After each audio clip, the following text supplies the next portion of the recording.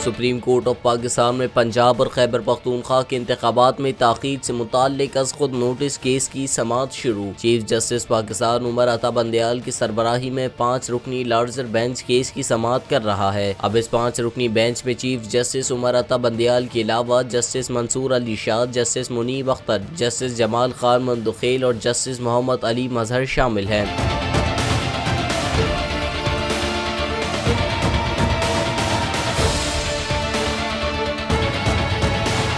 वाज़ेह रहे कि गुज़िश्ता रोज़ अदालत उज़्मा में पंजाब और खैबर पख्तूनख्वा की सूबाई असम्बलियों में आम इंतखाबात के इनेकाद की तारीख के अजरा में ताख़ीर के तनाज़े से मुताल्लिक अज़ खुद नोटिस केस की समाअत में 4 मोअज़्ज़ज़ जज साहिबान ने खुद को 9 रुकनी लार्जर बेंच से अलग कर लिया, जिसके बाद बेंच टूट गया था। गुज़िश्ता रोज़ दौरान समाअत चीफ जस्टिस पाकिस्तान ने कहा था कि ये केस सिर्फ इस सवाल पर चल रहा है कि इंतखाबात की तारीख देना किसका इख्तियार है। अगर इंतखाबात के लिए हालात साजगार नहीं तो इसकी वजूहात बताई जाएं। अपने रिमार्क्स में चीफ जस्टिस ऑफ पाकिस्तान ने कहा कि पार्लियामान ने इलेक्शन एक्ट में वाज़ेह लिखा है कि सदर भी इलेक्शन की तारीख दे सकते हैं। असम्बली तहलील होने के बाद 13 अप्रैल को इंतखाबात लाजमी कराने के लिए 90 दिन खत्म होंगे।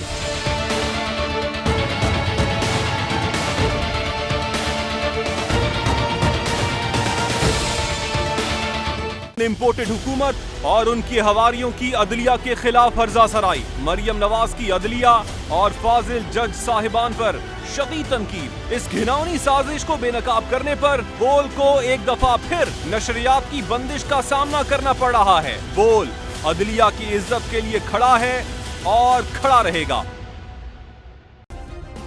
सब्सक्राइब करें और बेल दबाएं ताकि कोई खबर रह न जाए।